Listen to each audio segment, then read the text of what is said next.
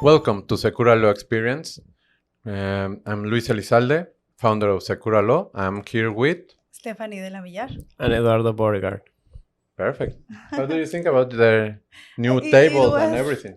Very good. It's amazing. I love This is it. a very new setup that we're actually using for the first time. This is brand new.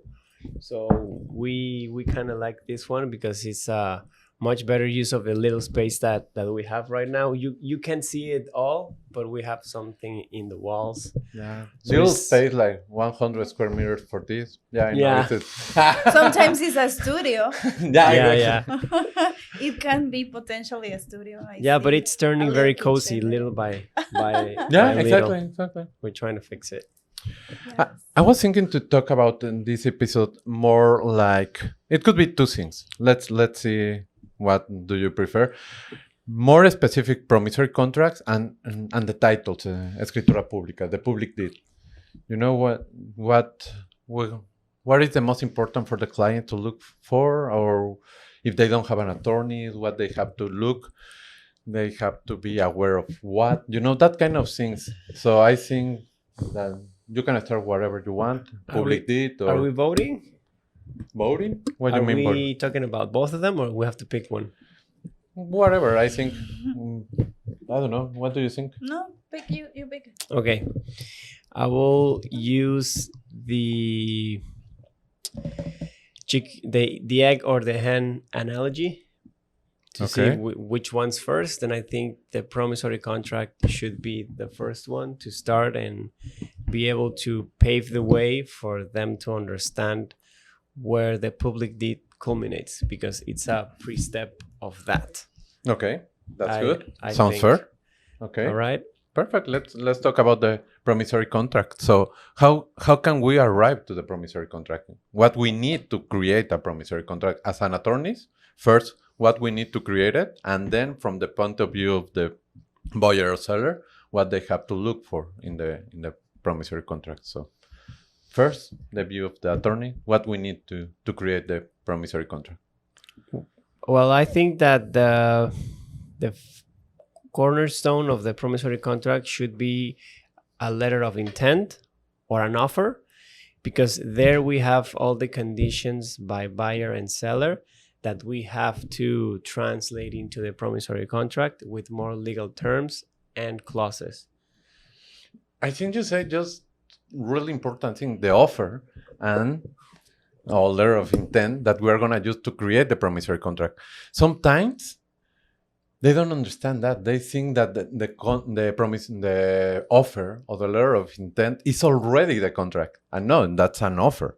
Yeah.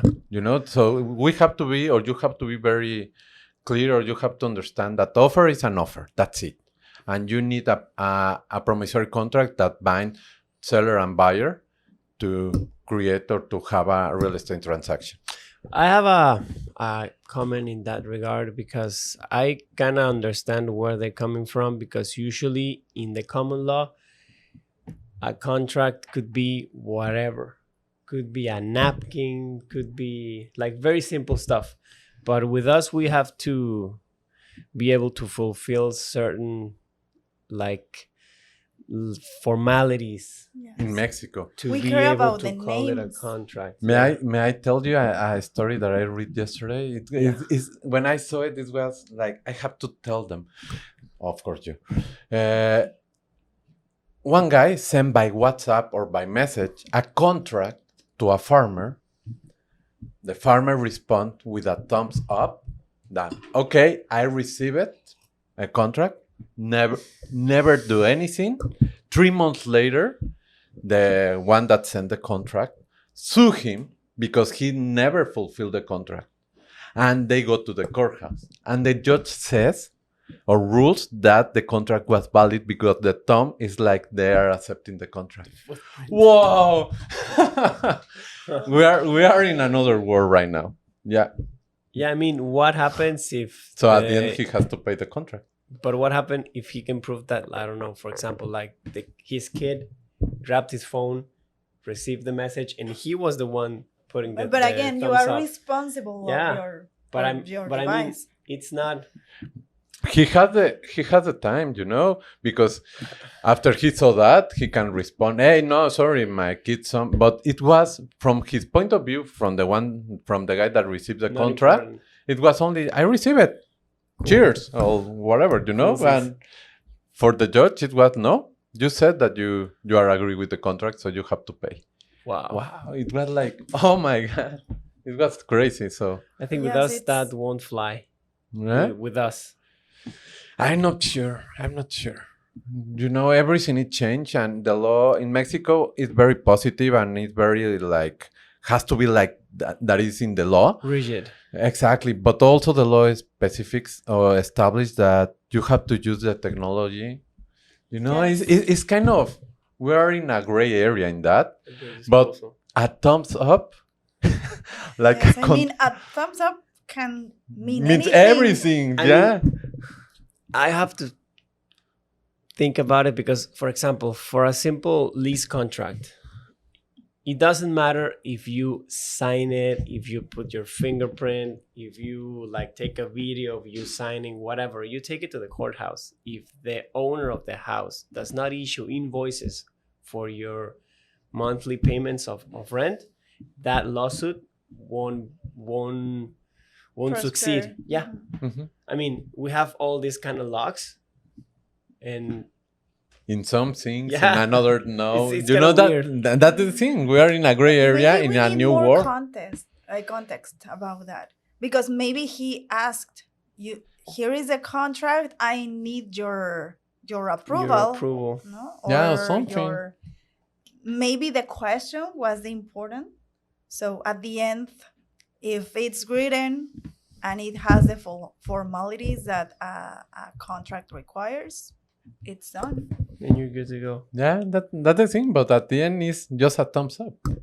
It's like Yeah, because Whoa. But I, again, I think we will have to go to the question. What was the question? If he just dropped the contract and say, "Here is a contract," and then a thumbs up. it you was. know? It was. The But thing if that I you read, say- it was like that. That the guy sent the contract, the other respond with the thumbs up, saying or establishing that, hey, okay, I receive it it's not even that I approve the contract. It just thank you, right? like that. Like that. But Cheers. exactly, we don't know what the sender. But they already went to the courthouse. They already have the time to prove, hey, I do this.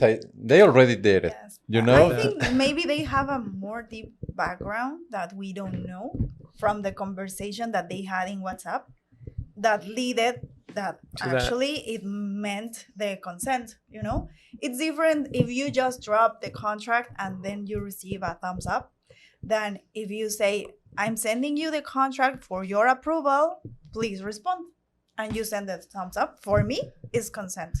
I could see that happening there, but here, not even that, because you could agree with the contract, but if a signature is not similar as the one in the ID of the person, here it's a huge mess.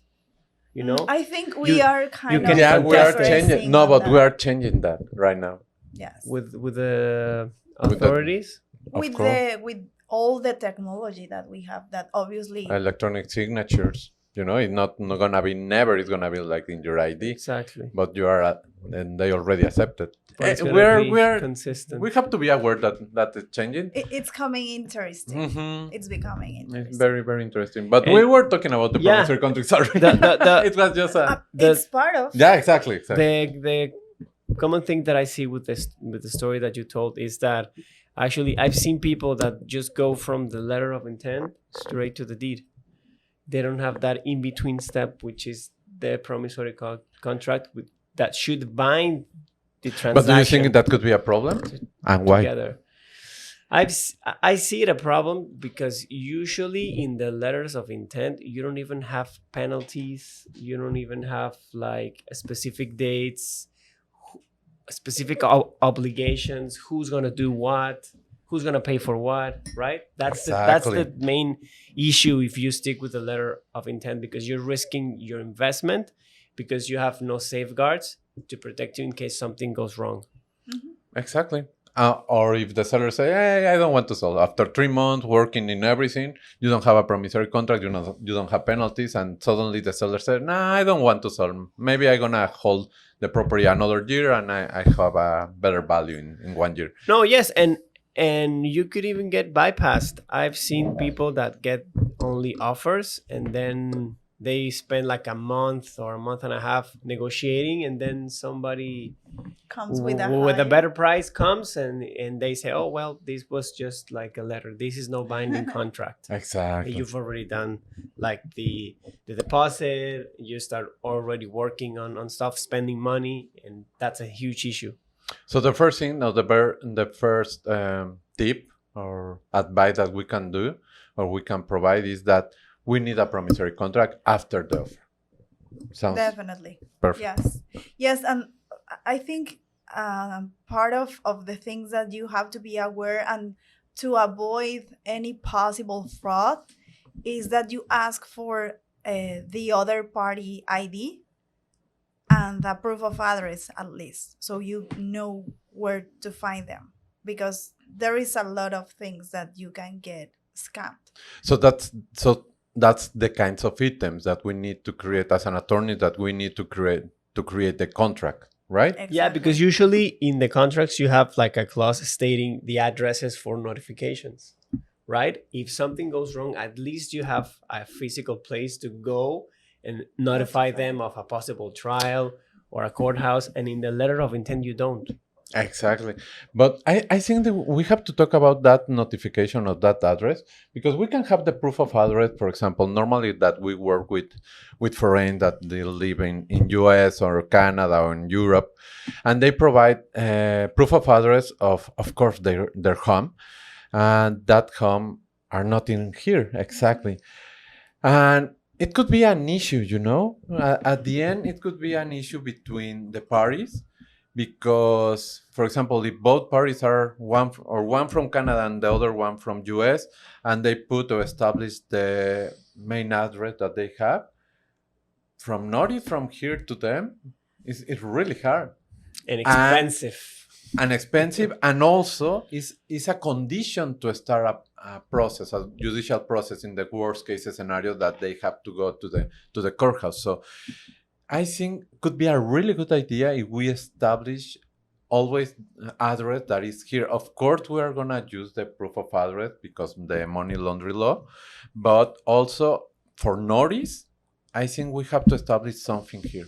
It's gonna be easier. Yes, but I see it hard because most of them, and I mean, I being in another countries trying to provide a proof of address, and of course that they won't have one here. No, but we don't need a proof of address to establish You an mean address. only an address? Just in An the in the ex-address. contract. Just to notice, of course. I see that the judge could dismiss that. No, I don't think so, because it's just you establish that it's only to notice or to have notified, and the property is here. Yes, but they put their hotel where they are staying at They can put their attorneys, if they don't have it. their brokers. I don't see that the brokers will be willing. That to should be part provide of the it. service, because you should that's a philosophy that we have, that we always have to walk hand to hand with our client from start to finish. So that's part of the philosophy. From ours. Exactly. I mean, with us, they can be sure that we will have an address, so they can receive notifications, and a trial doesn't become a nightmare Yeah. regarding notification. That's another But- reason to come with us. Exactly. But I mean, from the other party, I find better to have the right place where they actually live. Despite that it's foreign, we have to find a way. Of course, that you know that it will take you more money and everything. That's why we always recommend to settle. I mean, to start a process, a pre-judicial process, and try to settle. Filing lawsuits, it's a game where no one wins. Never. Yes, no? the attorneys. Is it true? It's something that I Yeah. always say to A the client. litigation attorney. Yeah, exactly. At the end, if you have a problem and you go to the courthouse, the only person that is gonna win is attorneys. That's true. Yes, definitely. I So truly really believe that. yeah, So I don't know. I think let's. I think yes, because for example, if the seller, let's put an example. If the seller and the buyer, if the seller, we represent the seller, Mhm. okay, and the seller is, we can establish the notice here in his house. Mhm. Okay, that the house that is selling. Okay, no problem. But the buyer is from Australia, and suddenly the buyer, I can go fly over there, no problem. no, and No, the no, buyer of course. suddenly said, no, I'm not gonna buy, and the property is already six months out of the market. All that kind of things that. Yes, but I mean, I think that if you are starting a legal issue, it will be a leverage to know exactly where they live, but to also and I think it's doable legally speaking to legal notify through email to their personal email address. Okay, for some reason they canceled the email address and you start receiving that it's not working. I think having the exactly address where they are located at will be more efficient than notifying the broker office, because they will say, okay, they were my clients at some point but they are not anymore. So I think that could potentially put in a position from the judge that say, I'm not sure if he will be. No, it's gonna be easier because if they already established that, and the guy that make the notice go, and then this broker or the agency say, no, I don't have it here, or I don't know them, or they used to be my client. Okay, that give the opportunity to the judge to establish by estrados. How do you say that in English? They notify by the It's the first time that I think about. public list, because Yeah, exactly, the public list. And if they don't respond with the public list, they're already in rebeldía. Oh my God, in default. default. So the seller is gonna win right away. It's something that we can do for the clients. It's something that, from my point of view, could be better, because I saw already a lot of developers that are putting notice address outside of Mexico, trying to do this kind of crazy things, that, and you really. So as soon as you're doing that, that means that you are not gonna do the thing that you are promised. For a fact that it's gonna be troublesome. Something Yeah. is tricky there. But I mean, in our contracts, it says that all the notifications are valid if are done by email to the Yes. emails provided.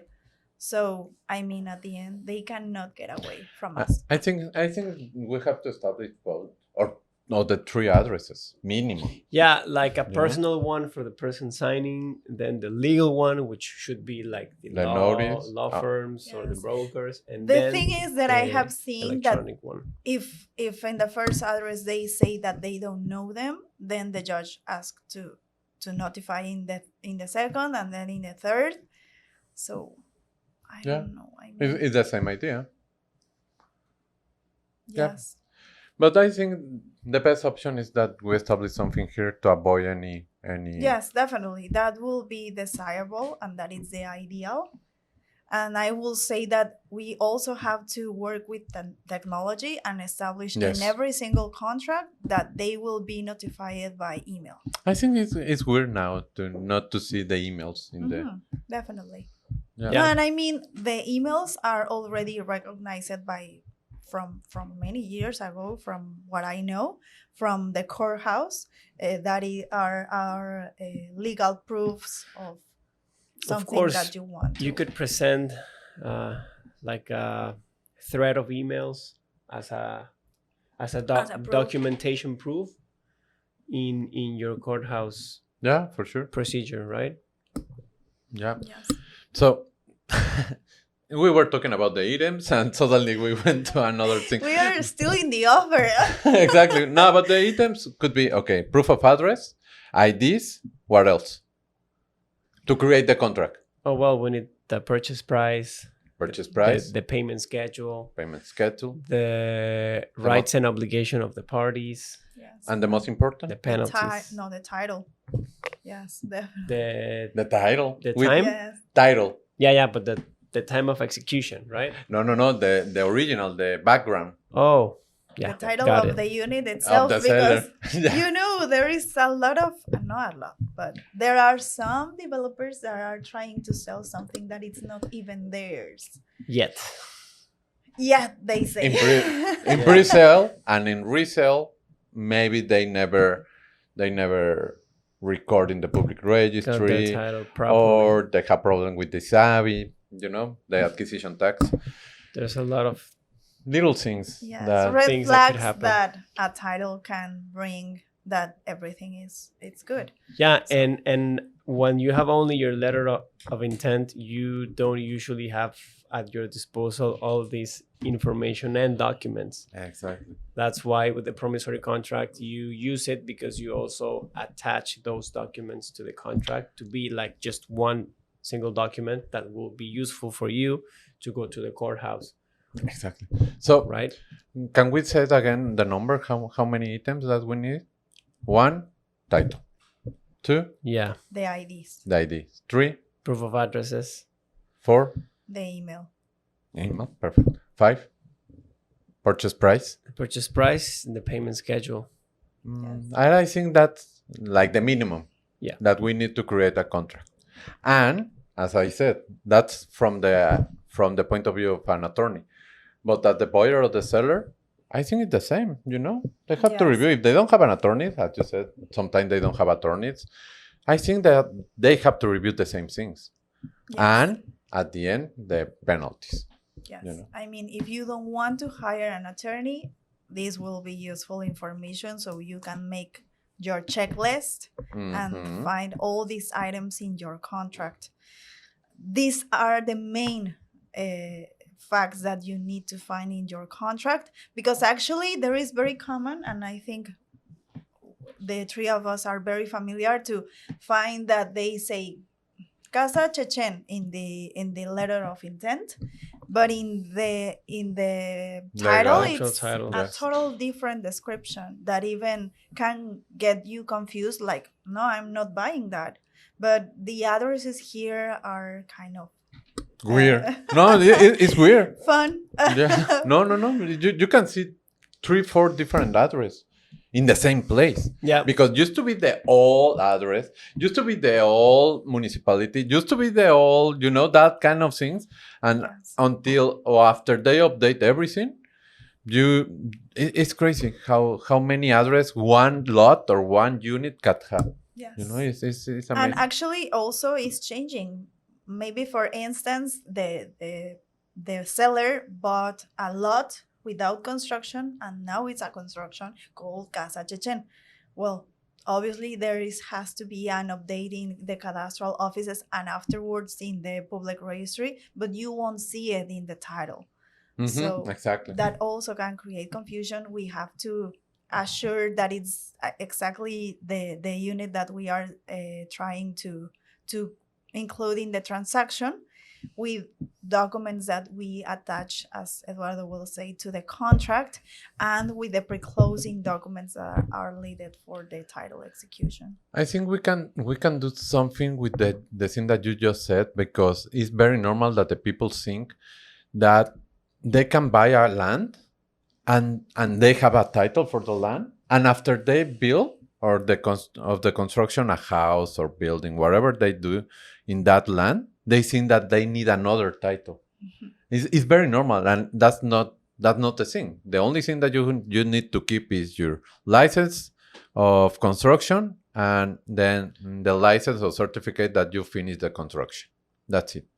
With that, it's more than enough. Of course, that means that your land is already updated with the construction, and in your cédula catastral or your property tax has to show the construction. But you don't need another title. You know, your title is when you buy the land. Just to say. No, that it's a very Because good it's very point. normal. Hey, where is my title with the house? No, wait. Yeah, and that could be an issue if people don't understand this to actually invest because they are think that they're gonna be spending in closing costs twice when they're only just getting one title, Right, yeah, exactly. right? And they have that advice from, you know.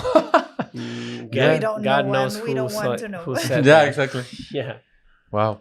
So that was promissory contract, items, a little details that we spoke about. What else do you think about the promissory contract? There's the penalties, as you said. Yeah. Why penalty?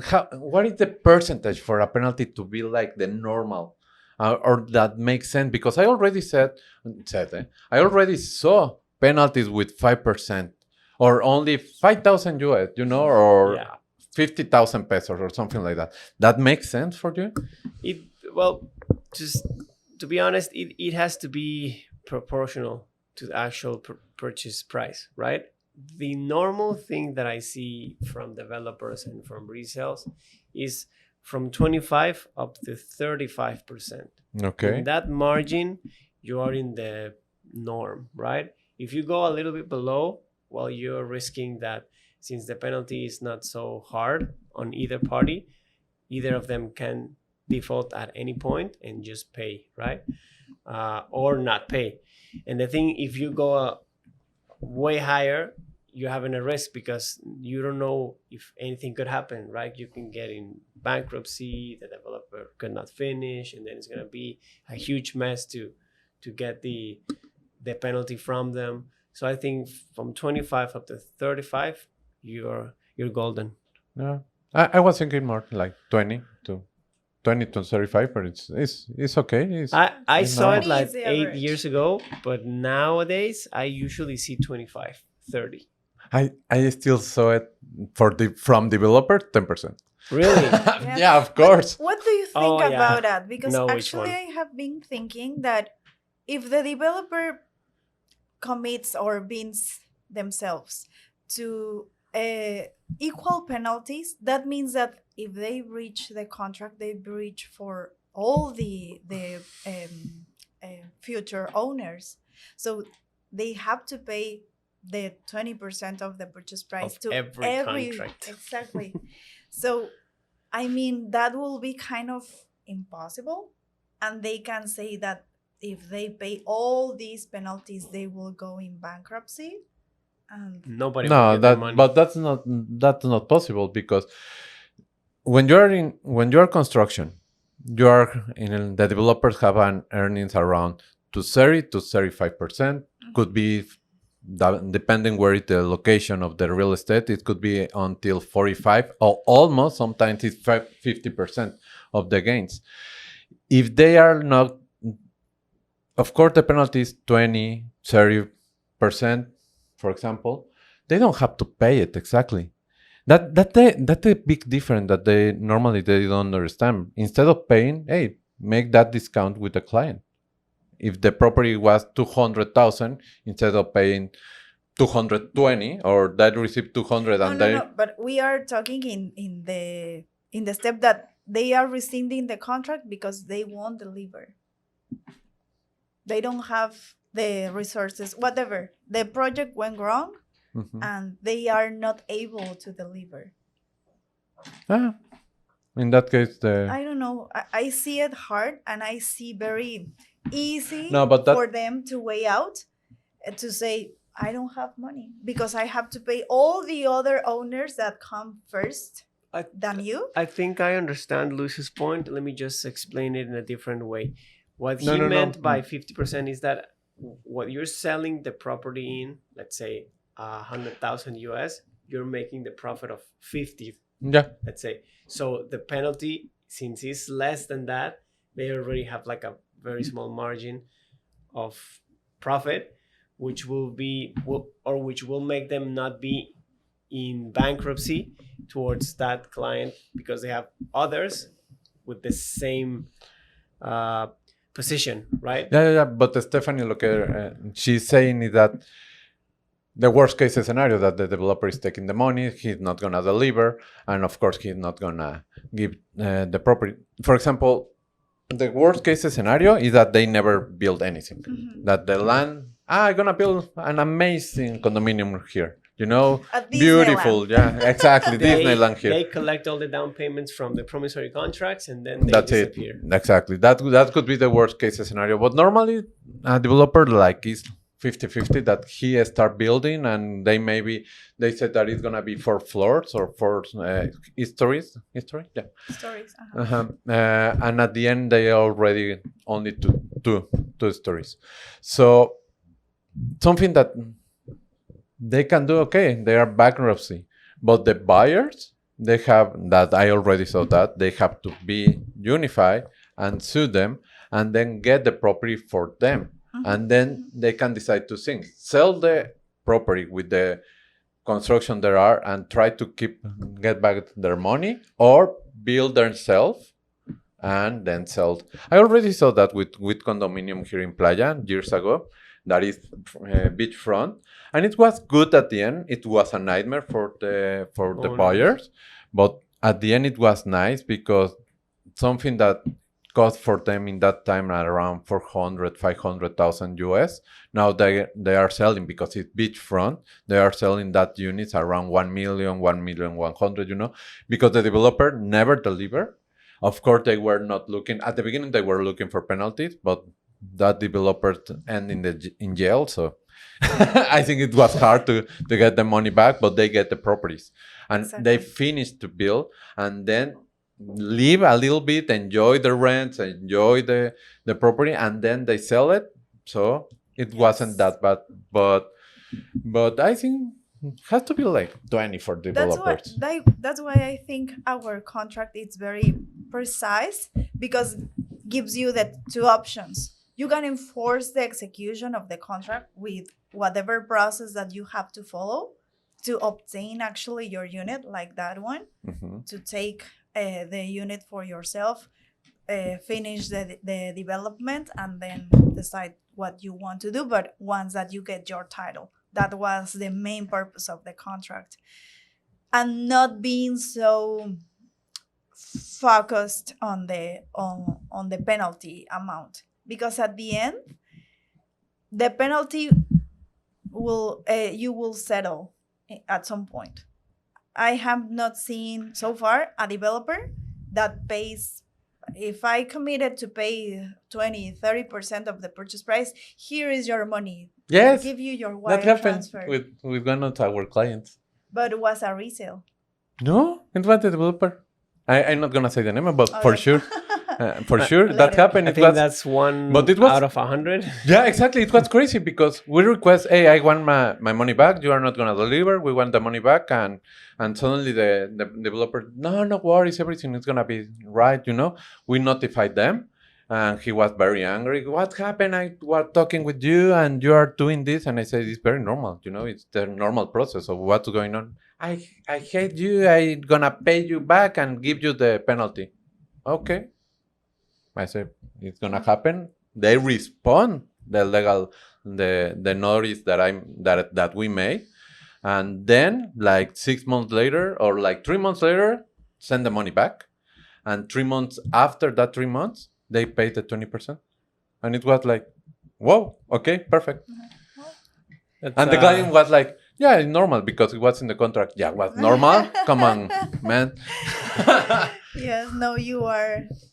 Yeah, it was one of the 100 100. million. Yeah, exactly. It was like crazy. It could be in the contract as a clause and as an obligation, but in practice, it's very difficult to get it. Not impossible, but it's a lengthy process. They have to understand that is because normally the client, because it's in the contract, push them. Yes, but the only way to push them, you cannot put a gun in their head. It's very simple. The only way to push them You is can, but you. No. We are not that type of lawyers. Exactly, we are not that type of lawyers.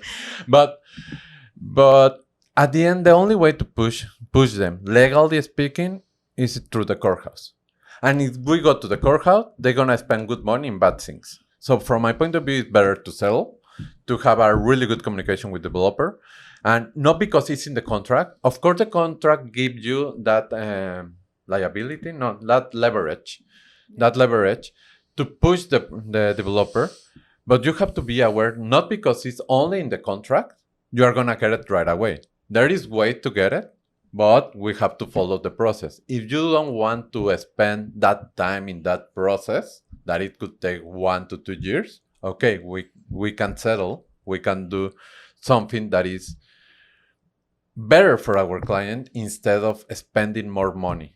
You know, And is that, time. that and no, the time is And there's time no is price. priceless. Exactly. Of course. Talking about the time, I Yes. think We extended today. yeah, a little bit, but it was good. I think like the HOA, we have to speak again about this. And we can speak about the titles or what they need in the next episode. Yes. Definitely. And final lesson: never thumbs up. Always say yes or no. Yes. And sign. Perfect. Thank Thank you. you. Thank you, Bye. guys.